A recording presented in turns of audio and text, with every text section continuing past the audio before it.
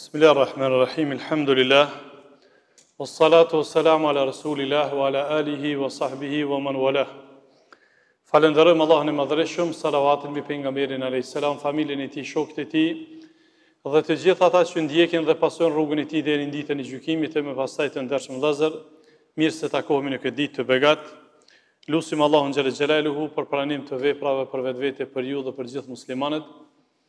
Lutim Allahun xhallal xhelaluhu që në këtë ditë të begat na përfshin mëshira e tij, falja e tij për ne, prindtant jujt, gjithë muslimanët të gjallë dhe të vdekur. E më pastaj të ndershëm vëllezër, do të vazhdojmë sot me pjesën e dytë të ligjëratës, të cilën e kemi filluar në ligjëratën e fundit para 2 javëve.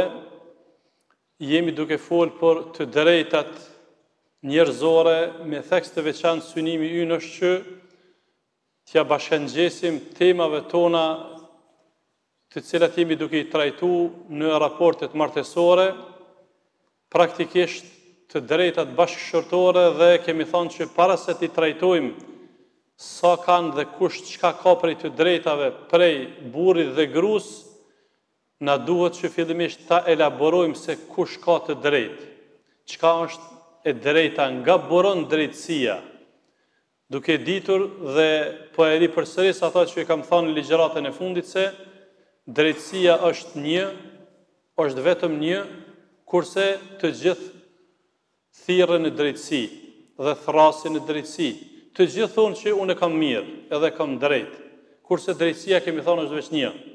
Atëherë kush pra e ka me të drejtë? Kush e ka më mirë? Kjo është ajo që ne po e trajtojmë, me qëllim që ta kuptojmë se edhe kur nuk e kemi drejtë edhe mirë, duhet me pranu. Edhe kur e drejta është në disfavorin tonë, në të kundërtën tonë, duhet me pranu. Sepse jemi njerëz edhe mund t'ja huqim, mund të gabojmë, mund të mëkatojmë, pra këto janë gjërat të cilat ne po duam që t'i trajtojmë.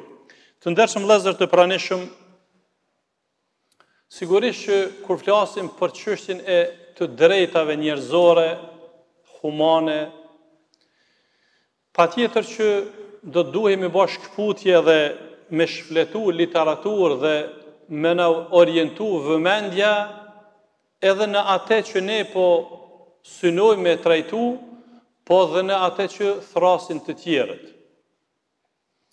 Nëse bëjmë një shkoqitje dhe një studim të shpejt, një lloj kronologjie se kur bota ka filluar me njoft ose me kodu të drejtat njerëzore. Çesa? A ka një datë që bota e ka vendosur një datë që prej kësaj date të drejtat e njeriut janë këto, të drejtat e burrit dhe të gruas janë këto, të drejtat e fëmijët janë këto, të drejtat për jetesë janë këto? A ka një kod, a ka një datë? Sigurisht që ka. Ata që kanë lexuar dhe lexojnë e dinë që prej vitit 1948 kanë filluar që të kodohen të drejtat. Sa po i vjen prej tash? 75 vite. E na çka jemi duke fol? Na jemi duke fol për të drejtat që i ka pru Allahu që 15 shekuj. 15 shekuj. Që 15 shekuj që Allahu thret në këto të drejta. Kur flasim të drejta mos harrojmë, nuk jemi të fol veç për muslimanët. Na jemi një pjesë e njerëzve. Kur themi të drejtat e njerëzve, këto hyjnë të gjithë njerëzit, pa dallim gjinie, konfesioni fetar, etnie e kështu me radhë, moshe, të gjithë njerëzit. Pra, para 15 shekujve, Allahu xhallal xhelalu i ka pru vendimet e të drejtave të njerëzit. Në të gjitha porët e jetës, në të gjithat. Prandaj kjo shumë është me rëndësi na t'ja përkujtojmë vetvetes dhe të kuptojmë se që ky është dallimi.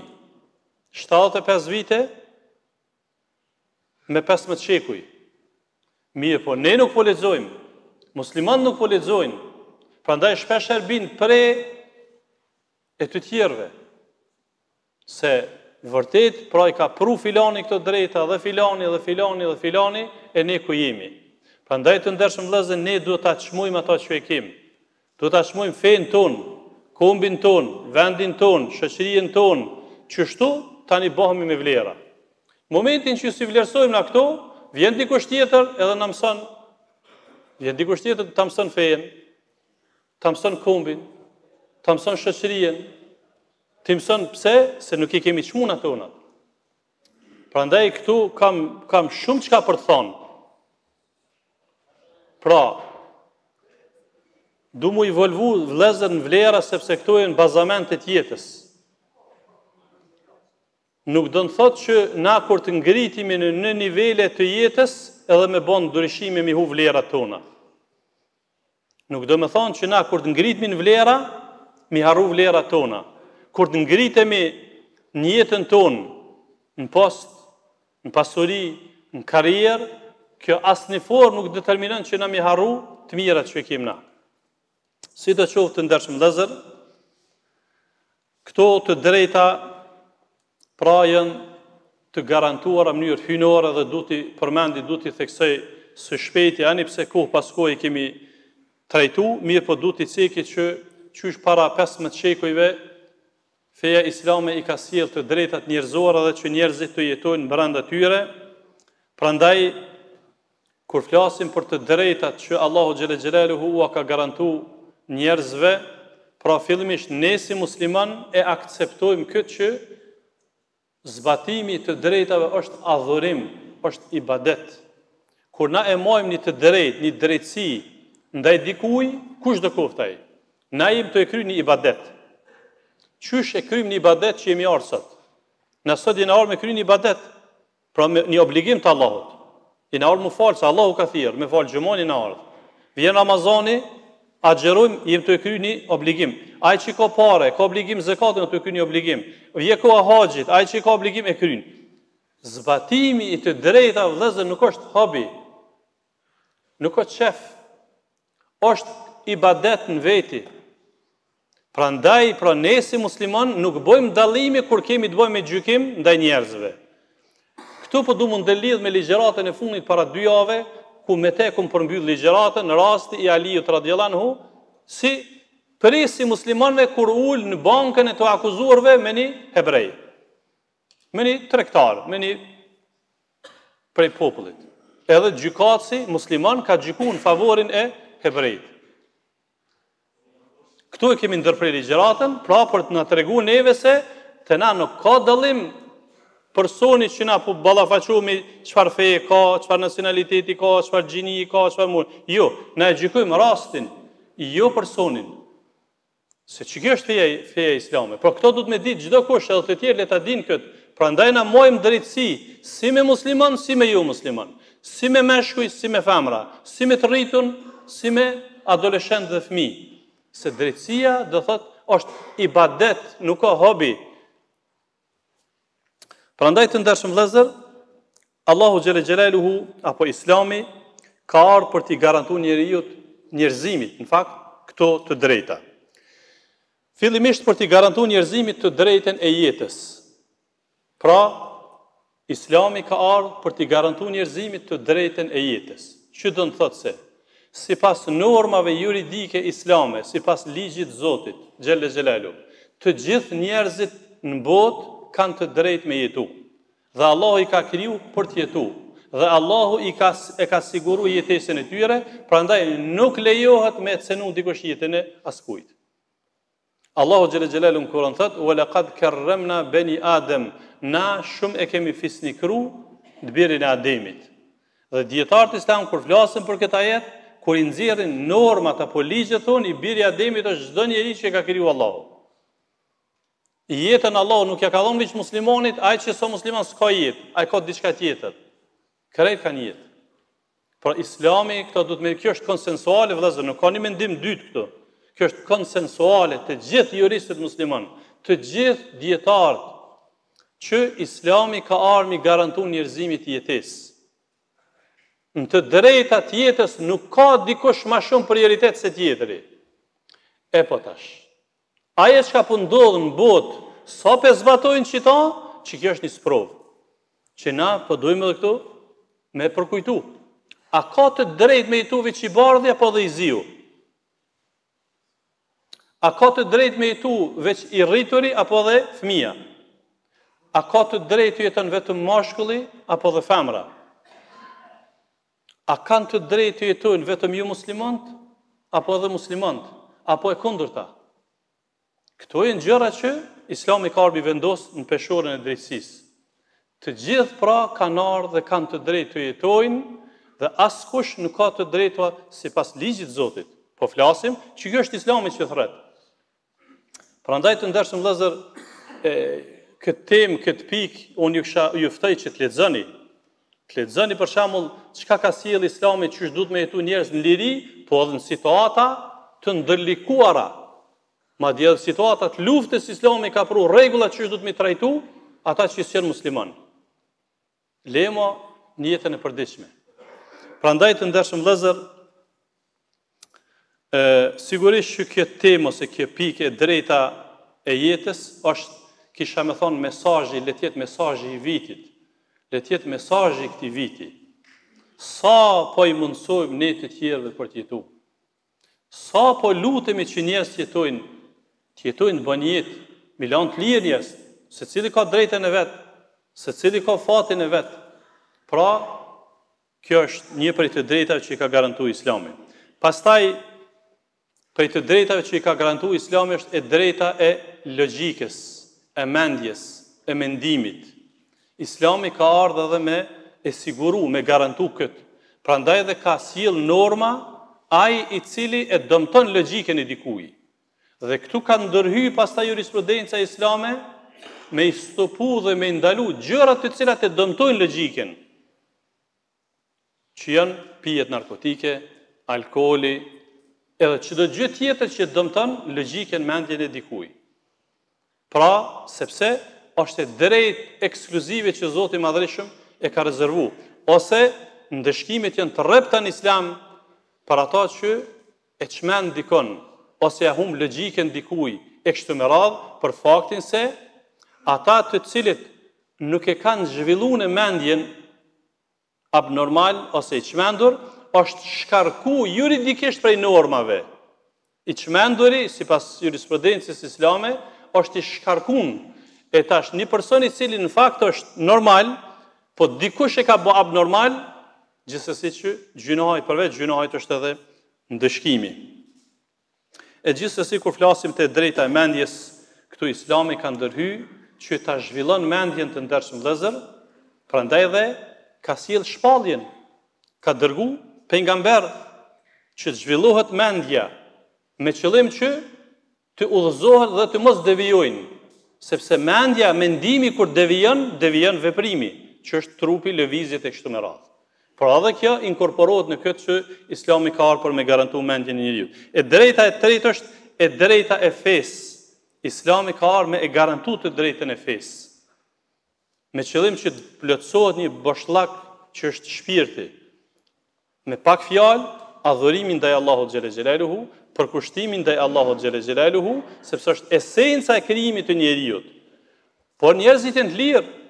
Allah thënë në Kur'an, "Faman sha'a falyu'min wa man sha'a falyakfur." Kush don le të beson, kush don le të mohon. Është dita e llogarisë. Na nuk kemi të drejtë të cenojmë. Afa anta tukrihu an-nasa hatta yakunu mu'minin? Allahu i drejtohet pejgamberit alayhis salam. A ti po i imponon njerëz të bëjnë besimtar? Njerëz janë të lirë. Wa ma 'ala ar-rasul illa al-balagul mubin. Pejgamberi ka obligim me përcjell kumtesën, shpalljen. E pastaj ata që ka veprojnë të lirë, që i bie se nuk kemi të drejtë na me të cenu dikon pse nuk beson. Është e drejtë e tina. Por se e drejta e fesë është e garantuar prej Allahut me qëllim që njerëzit jetojnë mirë, të adhurojnë Allahun xhela xhelaluhu, kjo jep ngjërim jetës e pastaj gjithsesi që edhe takimi me Allahun është në këtë llogari. Pastaj vije e drejta e pasurisë, pra prej gjërave që i ka garantuar Islami, me të cilat ka ardhur normat islame, prej drejtave hyjnore që i ka garantuar Allahu xhela xhela është e drejta e pasurisë. Çka i bie kjo? I bie që të gjithë njerëzit kanë të drejtë të punojnë, edhe të fitojnë. Pastaj janë vendos normat e punëve, çka bën dhe çka nuk bën, edhe format e veprimeve punëve që kryen. Por në parim, të gjithë njerëzit kanë kanë nevojë për punë dhe për risk, se sebeb është mjeti i jetës, dhe kanë drejt të punojnë të gjithë njerëzit. Andaj, i bie që ne duhet pra ta rishikojmë punën tonë, hesapin tonë, çka po punojmë dhe si po punojmë. Thot pejgamberi alayhis salam në hadithin e saktë, nuk do të lëvizin këmbët e birit të Ademit në ditën e gjykimit, derisa të pyetet për 4 gjëra. Për jetën e tij ku e ka kalu, ditërinë me çka ka vepruar, ka fitu riskun dhe ku e ka qua ata. Si e ka fitu dhe ku e ka qua ata, si e ka shpenzu. Por, parimisht për njerëzit kanë të drejtë të punojnë. Që i bie se nga dobi që nxjerrmi nga ky rregull ose nga ky shtyllë e të drejtave është se askush nuk ka të drejtë t'ia cenoj të pasurinë e dikujt tjetër. T'ia uzurpoj, t'ia vjedh, t'ia kesh përdor. Për atë arsye kanë ardhur normat në Islam. Askush askujt. Është konsensuale kjo. Imam Neveviu ka përcjell konsenzusin e dietarëve islam se vjedhja e një jo muslimani është sikurse me vjedh një musliman. Është konsensuale, nuk është mendimi i dietarit. Se kjo e ruan e garanton qetësinë e shoqërisë. Pra, nuk është kçyr, nuk është pyet për shembull hajni, nuk është marrë në pyetje kurr në legjislacionin islam, kur është marrë për mu të ndëshku, kujna e ke vjedhë që të pasuni? Muslimanit ta? Tash do të me denu ty. A jo muslimanit, s'ka dënimi, ose kundër ta. Jo. Vjedhja quhet vjedhje. Si ndaj muslimanit, si ndaj jo muslimanit, këtë e ka garantu Islami, që duhet të ruhet pasuria jonë, dhe na e kemi obligim ja ru pasunin të tjerëve. Këtë e kemi thonë shumë herë, por po e përsëris këtu qëllimisht, që ta kuptojnë të tjerët se na duhet jemi të hapur të ndershëm vëllezër. Islami është i hapur, se Islami rrepsisht e ndalon cenimin e pasurisë së tjetrit. Qoftë në xhep, qoftë në shtëpi, qoftë në vendin e punës, kudo qoftë. Islami ja garanton pasurinë edhe atij që s'është musliman. Kështu është garantuar në shtetin islam, kështu në kohën e shpalljes. A ka ndaj tekst dikun që ata të cilët kanë jetuar në kohë të shpalljes, hebrejt ose krishterët, që i është vjedh pasuria e tyre, ose i është dëmtu pasuria e tyre. Në asnjë formë, madje pjo të regoj tash, po du prapë me ndëlidh me shembullin e fundit që e kom cek ligjëratën e fundit, Aliu radiallahu anhu pse dul në gjykat me atë jehudin, me atë hebrein. Për çka? Me pasqenë që ti si musliman, unë çka kom e lyp me ty me dal në gjykatore. Me pason musliman, po ish me dal bashkë, gjykatë si na dënon. A mu mos ti si je musliman, atëherë shkurtun kom drejt me ta vjedh pasunin tonë. Jo, të ndershëm vëllezër. Çen ka për kështu Aliu radiallahu anhu dul për çka dul në gjykatore u shkoi në gjykat, sepse u kontestuni pronë e një jo muslimani. Kjo është drejtësia e Islamit. Pra, që të jemi të qartë, çka bojnë njerëz, gabimet e njerëzve janë individuale, nuk guxojnë të mvishen Islamit. Islami nuk merr përsipër fakturën e askujt, gabimit askujt. Sikur që ne si haxhallar nuk marrim fakturën askujt pi xhamatit, çka bën xhami ose jashtë xhamisë. S'kem për obligim na çka bën xhamati, gabimit që i bën xhamati mi fakturu hoxhës. Jo. Ose çka bën shoqëria mi fakturu të parit vendit. Kjo gabim. Ose çka bën nxënësi mi fakturu mësuesit. Jo, nxënësi në rrugë mund bën gabime, mund fyn, mund të ofendon, mund të thën, mi fakturu mësuesit. Jo. Sepse atë ka involvimi, ka inkorporimi, prindët e tij, shoqëria e tij, e të tjerë. Pastaj të fundit që po e ceki se krejt këtu dojnë leksion të veçanta dhe dojnë ligjërata të veçanta veç e veç, prej të drejtave të garantuara është edhe e drejta e nderit, rujtja e nderit. Islami ka ardhur me avru njerëzimit nderin e tyre, me ru autoritetin e tyre, përjardhjen e tyre, moralin e tyre, e kështu me radhë. Prandaj edhe këtu Islami ka pru norma, për secilin prej këtyre që i përmendëm, ka sjell Islami rregulla dhe norma. Rujtja e nderit determinon të ndershëm vëllezër për gojimin, fyrjen, ofendimin, talljen, shpërfilljen, e deri te ajo më e larta që është prekja e moralit. Të gjitha këto Islami i ka ndalu për të gjithë njerëzit. Prekja e moralit është e njëjtë, a moraliteti është i ndaluar në Islam, si për musliman, si për jo musliman. Pra një musliman, nëse bën amoralitet me një jo musliman, ndëshkim jo i njëjtë se ndëshkohet për vepër, jo me personin që ka kryer aktin. Pra, i bie të ndershëm vëllezër që Islami ka ardhur mi garantu të drejtën e njeriut si musliman dhe si jo musliman, e që i bie se edhe ata që si janë musliman, kur zbatohet ligji i Zotit, ata njihen mirë. Qysh e kanë thonë shumë studiues botëror, që në kohën kur ka qenë sundimi islam dhe të tjerë që një mirë në shoqërinë e muslimanëve, sepse muslimani ka obligim më kujdes për këshijen e tij, pa marrë parasysh këshia çka është. E ka obligim më kujdes. Normal që varion pastaj obligimin ndaj muslimanit dhe jo muslimanit, por si fqinji që e ka, fqin banimit ka obligim ndaj tij. Më kujdes për ta, ka me hongër, s'ka me hongër, ka në hallo, ishte smut e kështu me radhë. Çështu kanë jetu musliman dhe kështu është shënu historia vëllezër. Historia nuk bëhet për neve. Do ta kuptoj çdo kush. Historia nuk fillon me neve. Na jemi pjesë e historisë. Po dhe koha jonë nuk është koha e bërjes së historisë. Koha jonë është koha e vazhdimësisë së historisë. Prandaj njerëzimi do t'i kthehet zanafillës së hershme e jo individëve. Andaj kjo ishte si hyrje të ndershëm vëllezër. Por me e vazhdu temën ku e kum lanë ja në ligjëratën e kaluar. Pra kemi filluar të flasim për të drejtat bashkërtore. E ne pa e kuptuar që të drejta nuk mund pastaj mi marr të drejtat bashkërtore. Pra të drejtën tonë ndaj gruas dhe gruaja të drejtën që e ka ndaj burrit e pastaj hyn edhe fëmijët. Gjithsesi të ndershëm vëllezër, vetëm dua ta citoj pra një prej thënieve që e ceka në ligjëratën e kaluar që ja vlen me e përsërit se Islami ose jurisprudenca islame ka ardhur për të sjellë vlera dhe për t'i plotësuar ato. Feja islame ka ardhur për të sjellë vlera dhe për t'i plotësuar ato në gjitha porët e jetës. Dhe ka ardhur për t'i minimizuar problemet dhe për t'i menjanuar ato. Qëtu sillet krejt shpallja me të dy burimet.